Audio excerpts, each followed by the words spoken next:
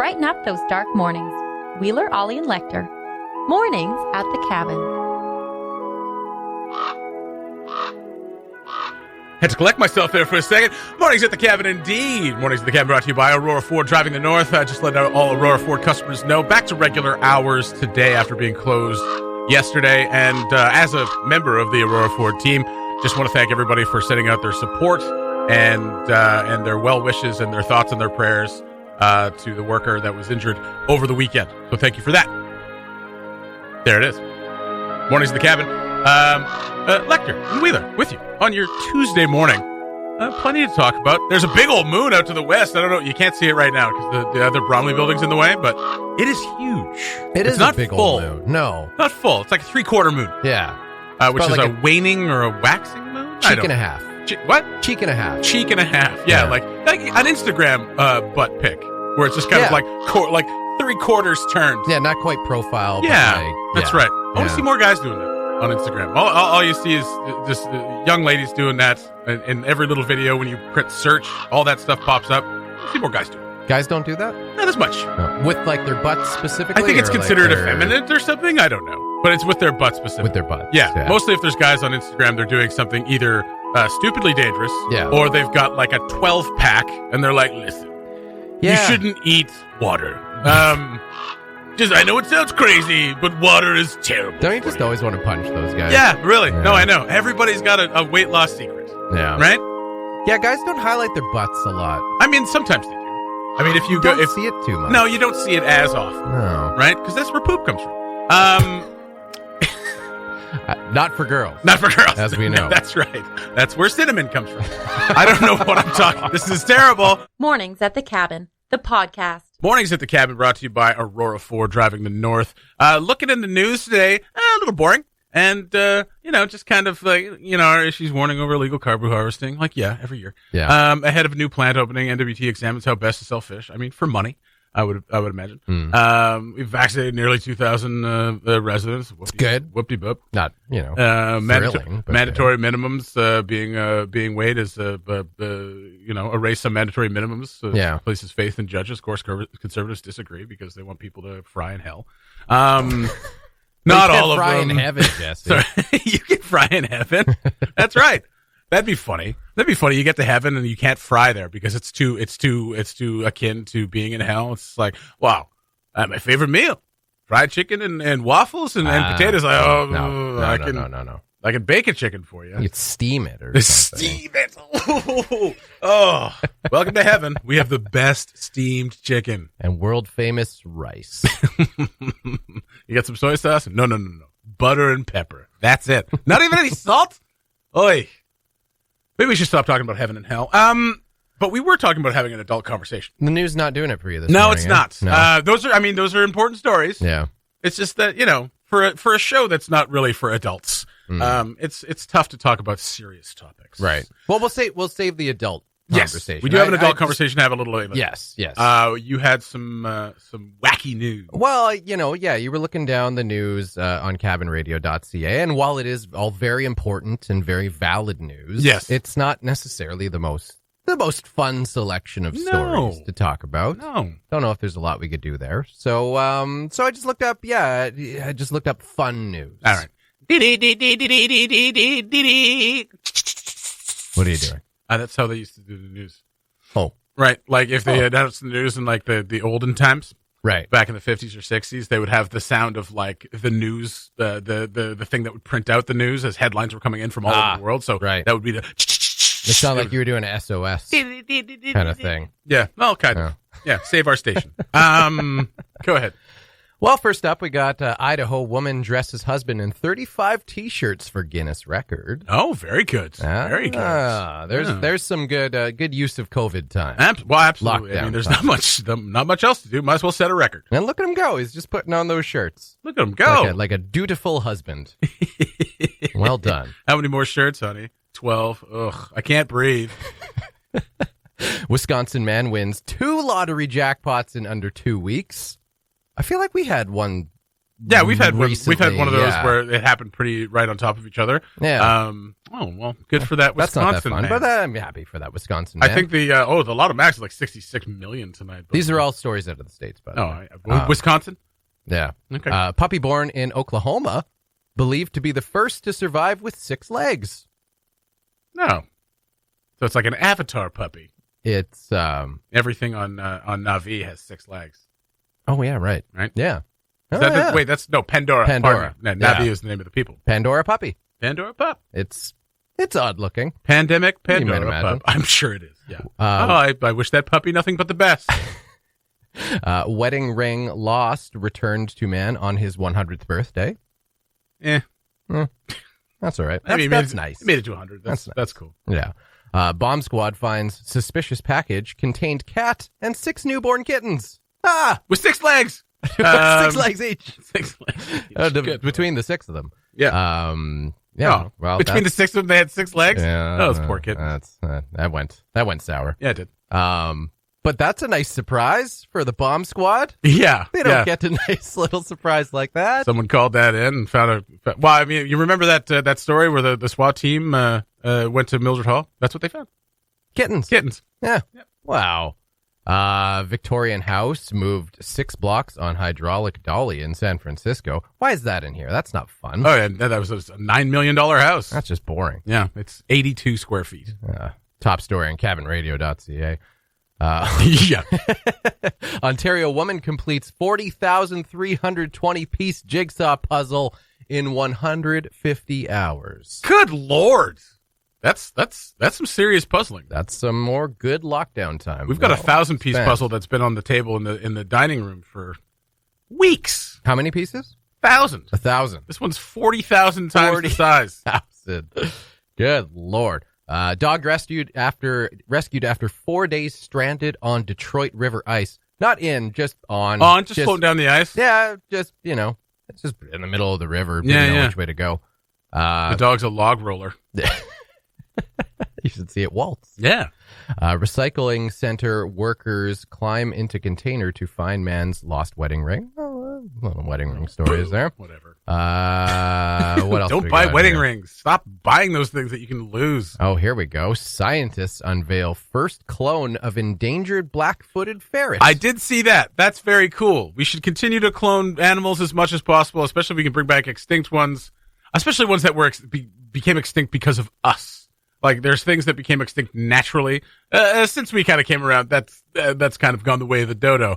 Booyah. All right. 3 more fun news story headlines okay, great. For you. Ohio man forgoes food for 46-day Lent beer diet. Boo. Seems like a bad idea. Yep. Buffalo Bill's house from Silence of the Lambs becoming a bed and breakfast. I love that. Yeah. I love it. That's exciting. Oh, man. Yeah, that's... every time you wake up. Are you about a size 14? And finally, put the lotion on. South Korean hotel apologizes for sauna being visible through windows. Precious. There you go. Some fun news stories for you.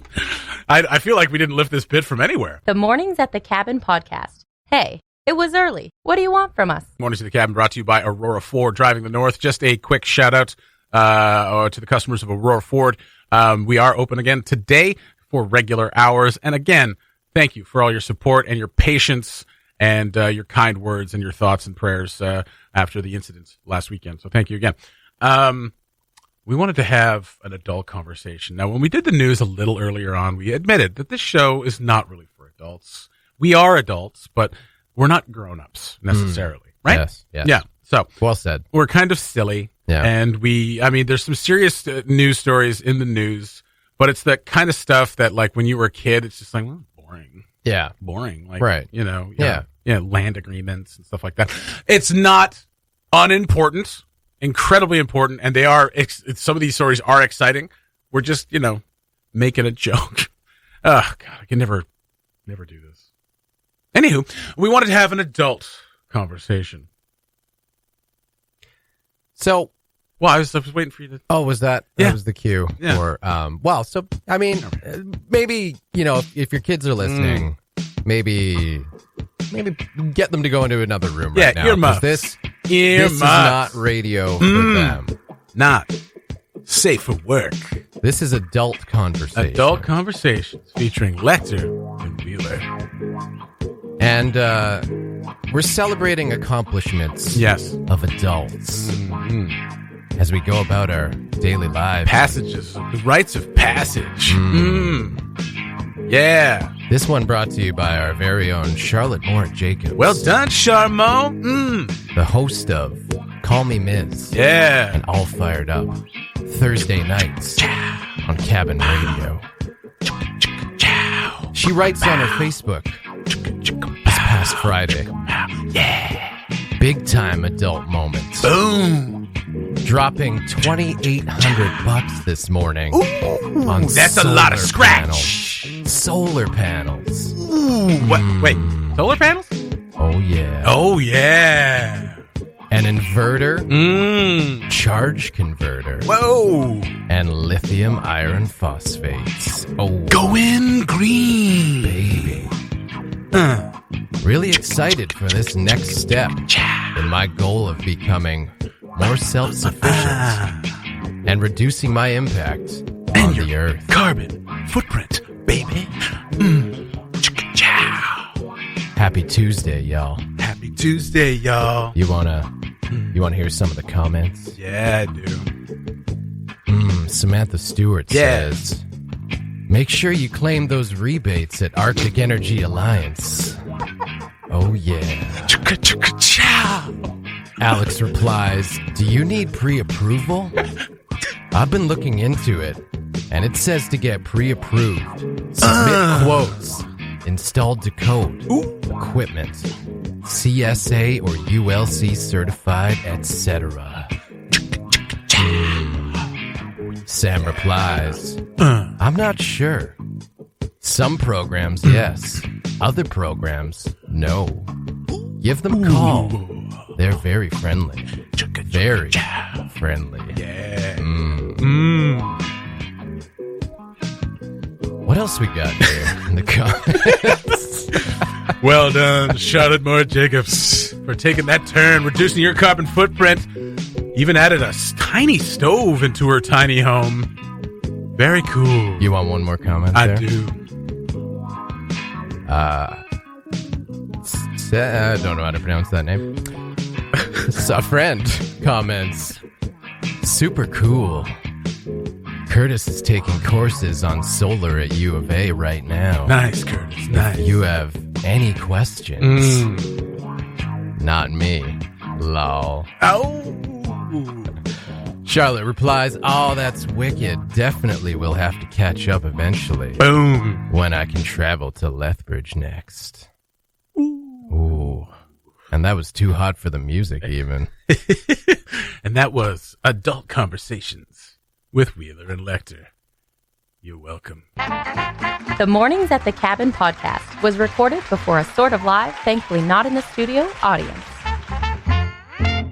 Joining us this morning, the executive director and overlord of Bella Dance Academy, Phoenix Smith. Hi, Phoenix. I don't think that's my title. No, it's not? Okay. What is it? Executive?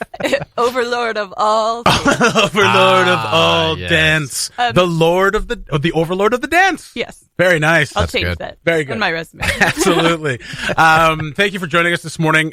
Big show coming up for the Bella Beats. It's the Winter Showcase, and it's coming up on the 28th. Now, this is obviously very different.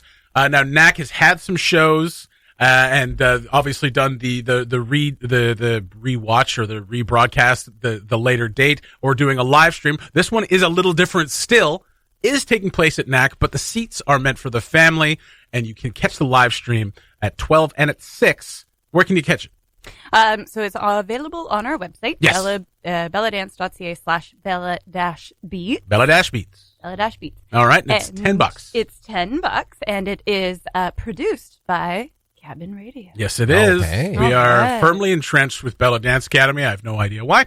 No, we know why, because it's a wonderful place for kids to learn dance and to learn a lot of life lessons, really. Lessons. Life skills, I should say. Skills. Life lessons. More than just dancing. And also, AJ's really good at answering emails. Absolutely, he is. And he's a good dancer. He's a great Apparently. dancer. It's a good Does pairing. he need a job? Yeah, he'd probably. He'd take a job. Yeah. I think that's the thing about AJ. I don't think he needs it. He'd take one. Yeah. If you gave him a job, he'd be like, all right. New hip-hop teacher. Hip-hop? Oh, man. And if you just say, can you just help out? You don't even have to pay him. That's right. Right. Yeah. Great. I hope he's listening. Just off air before we went on, Phoenix, not so coyly, asked me if I'd ask you if you needed help for moving. Mm-hmm. I hadn't. Yes. And I refused to offer. Yes. But if you know what? I'm just going to volunteer AJ right now. AJ will help you move on Saturday. AJ's going to be in Fort Smith. What an excuse. Anyway, we want to talk about the Bella Beats dance teams. They're taking the stage at NAC. This is the annual winter showcase. Again, very different, but what's crazy about this one is this is the first performance for the Bella Beats since last year's winter showcase, because obviously we've been in pandemic time since then, and there hasn't been a chance to actually showcase their work since then. Tell us a little bit about that. This is a strange one. I mean, in that time, you've gained some Bella Beats. You've also lost a few Bella Beats, but this is a great opportunity for them to just kind of celebrate being back on stage for their family. Yes. I didn't lose any. They didn't wander off. They didn't wander off. No. That's right. But we had a lot of students They graduate. became untethered and left.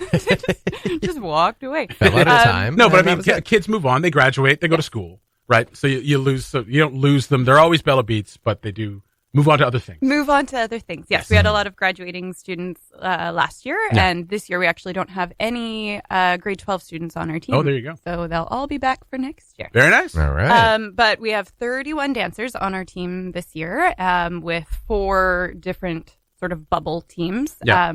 So our youngest, we opened up our performance teams to mini dancers this year, Nice. and they are ages 5 and 6. Oh, Cute. And they're adorable. they're adorable. And they're also they're talented, and they're excited about getting to go on stage with some of the senior dancers who are also their teachers and role models and mentors. So that's pretty exciting for them. It is the first performance in a year. So we did the winter showcase last season, and then about 2 weeks later we shut down. Mm-hmm. Usually the teams get to perform 10 or 12 times a year. So at the Snow King, at Long John Jamboree, at Folk on the Rocks, at the Avon Center, but we didn't have any of those performance opportunities this year. So they're all pretty excited to get on stage, and it is just their family members in the audience for those in-person seats. We decided to do that because the families are obviously their biggest supports and their fans, and with only 50 seats available and 30 dancers, we actually sat exactly to the number, with parents saying, well, we have 3 people in our family and I have 5 people in my family. So we organized it and have every family member in the audience for those 2 days. Nice. Beautiful. Nice. It's all taking place on Sunday. On Sunday. Oh, very nice. Now, the live stream at 12 and 6. For the ignoramuses such as myself. Ignorami, please. Sorry. My apologies.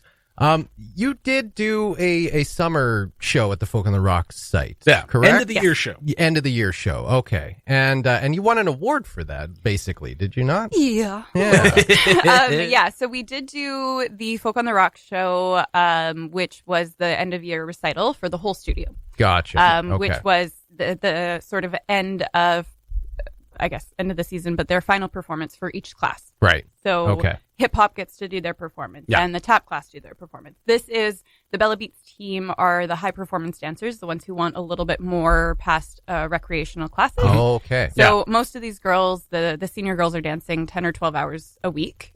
So it's their primary activity that they're involved in. And this is the first performance for that team outside of the year-end show, as well as Nutcracker, which was a little different. Yeah, absolutely. Everything's been severely adjusted. And going back to the end of the year show, you did win an award for that, the Chamber of Commerce Award. Yes. And I think based on their reaction, based on what I saw from your prep, I think the JNWD's been cribbing notes from your preparations to give to other people. It's like, listen, this is what they're doing. You should do some of this stuff. They're cribbing you.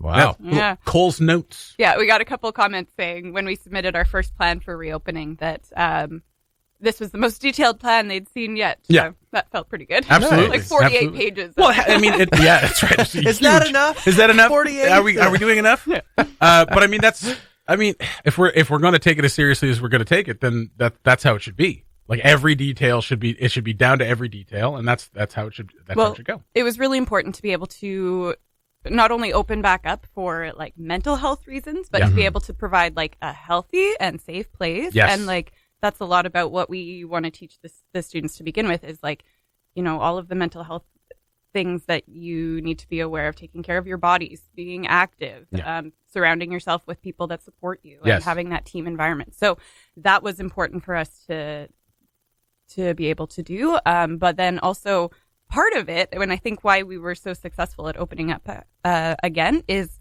I call it choreography. It really is like the choreography behind the scenes of, okay, you have to enter here, and then when you leave, you're going to go out this door, and then this person's coming in this door, which is what we do all day. Yeah. So it's just more choreography, which is what's sort of translated to NAC as well. Okay, these 6 dancers are entering at this time. Their parents will pick them up at this time. Then these dancers come in, and they're going to go over here. So it's choreography. 5, 6, so you had a 5, bit 6, of 7, an 8. advantage. Is what you're That's right. saying. Yeah. She really had this all mapped out already. But I mean, you touched on something very important. Obviously, the mental health aspect of it, but because just coming back to dance isn't enough. Like, you have to have a space where they feel comfortable to dance, because that's the only time you can actually truly express yourself in any art, is when you feel, well, not necessarily comfortable, but especially when it comes to dance. You got to feel, you can't be distracted by the fact that, like, well, it looks kind of dirty in here. Nobody's washing their hands. Nobody's wearing a mask. I'm not really dancing to my 100% here. So, I mean, that's an incredible thing to do, for these kids, and, kudos. Thank you. Yeah. It's nice seeing like the kids mature and take that, responsibility. So they come in, and in the past years, parents will come into the building with their dancers, watch their classes, help them get ready, which is a lovely thing to watch. But it's also interesting to see the 3-year-olds stroll into the building on their own, take off all of their outside gear, put it where it belongs, do their whole dance class, and then leave without any parents sort of there to zip up their jacket and put their mitts on. Like they have that independence already, because they've had to adapt, and our students have done that incredibly well. To have the confidence of a 3-year-old. Oh, right? Yeah, absolutely. I could do it with my own boots. How'd I end up on my head? That happens to you sometimes. I'm okay. I'll just somersault and I'll pop right back up again. Where's my popsicle? So it's called the Winter Showcase. Beautiful photography from Through the Glass Photography on your post. So you can check that out. Bella Dance Academy on Facebook. Tickets, belladance.ca/Bella-Beats, or dash beats, I guess. Right? Yeah. I mean, I say dash. Dash. I think it's a dash. Yeah, it is a dash. Well, dash or a hyphen. It's a hyphen. Hyphen dash. So yeah, it's taking place at NAC. Again, tickets only available for, other than, families with those seats have already been claimed. You can get it live stream 12 and 6. So there's 2 shows on Sunday. I'm lucky enough to be involved with someone at Bella Dance, so I'm going to get a sneak peek at the dress rehearsal on Saturday. Very much looking forward to that.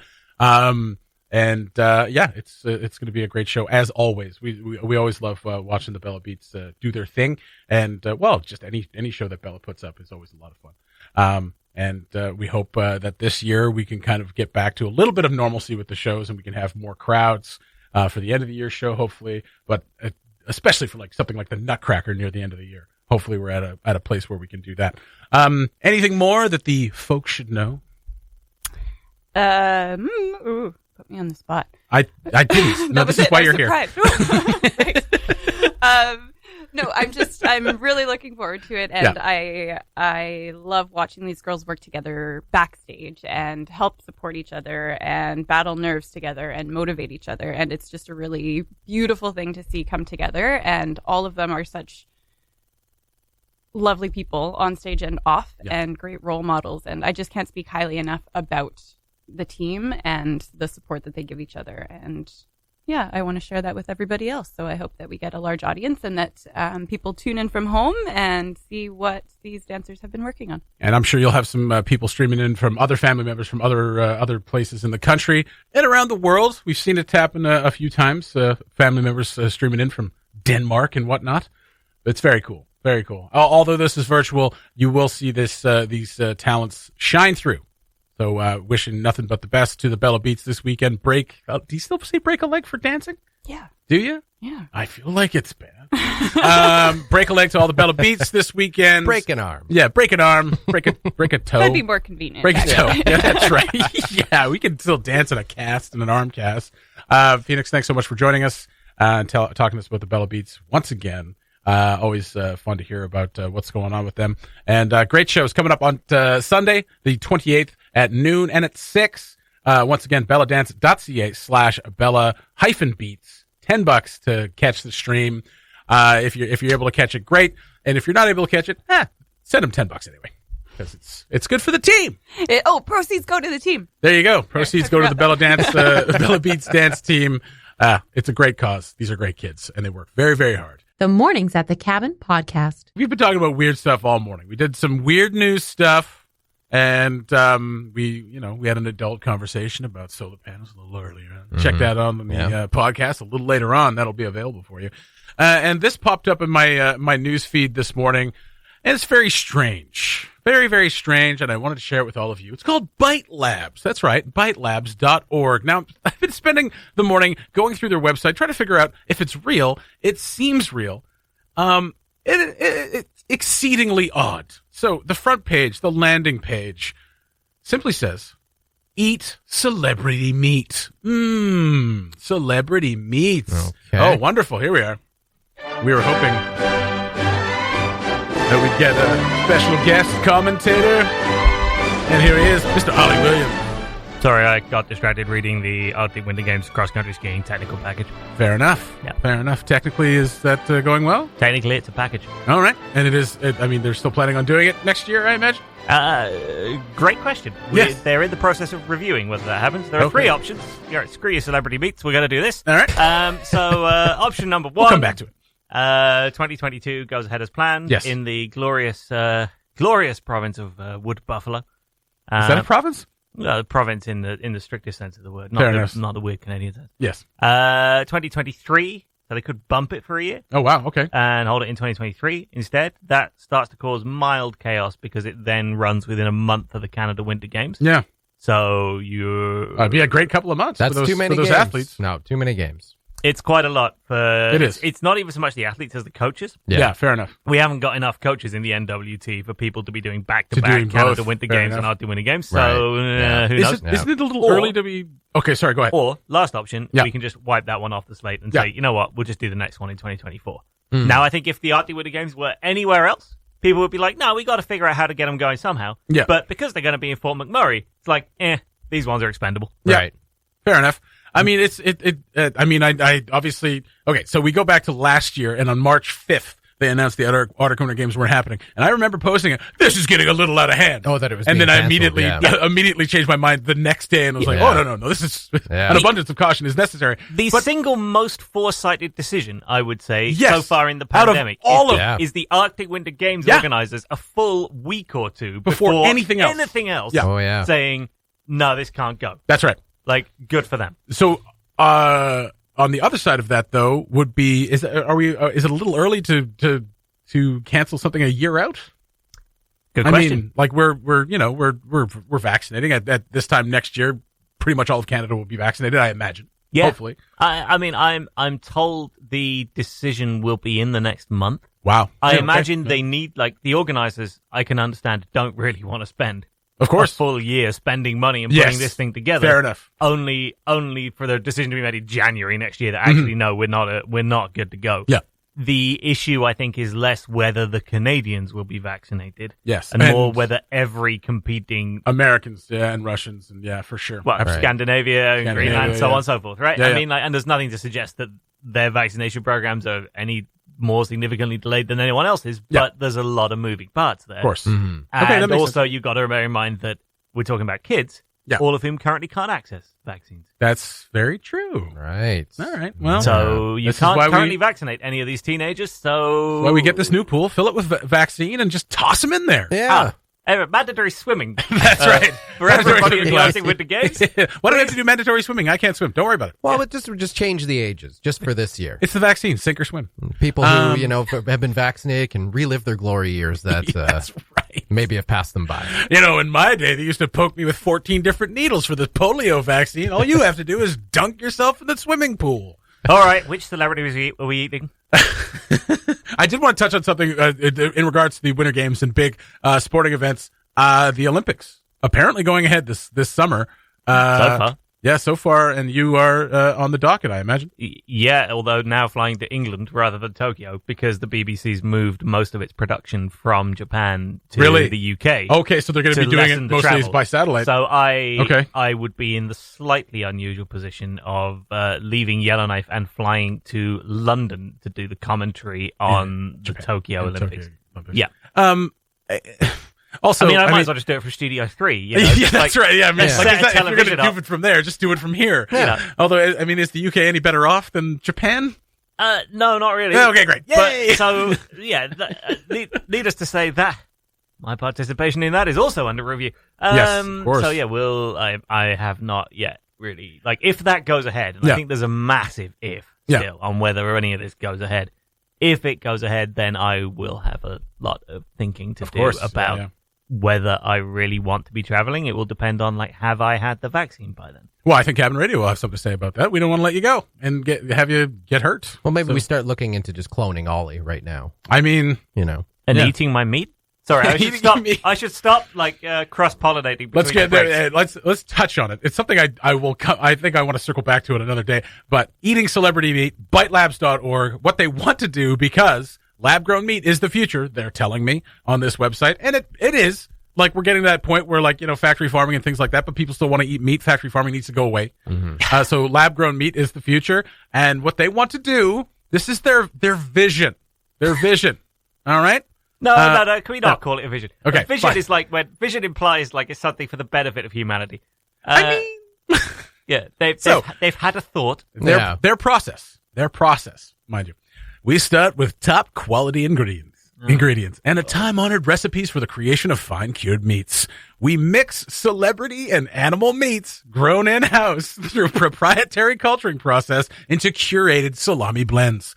Starting with biopsied myoblast cells, we grow our healthy, rich meats in Bite Lab's own bioreactors. Our process yields high-quality, luxury protein in a sustainable manner that eliminates the environmental and ethical concerns associated with traditional livestock production. Okay. Totally agree. So it's not just eating a slice of Tom Hanks. No. You're combining Tom Hanks. It's combined with a cow. Yeah, it's combined with a cow. Exactly. Yeah. I mean, because you can't just create a whole, all the meat. Or some lamb, and then you got Tom Shanks.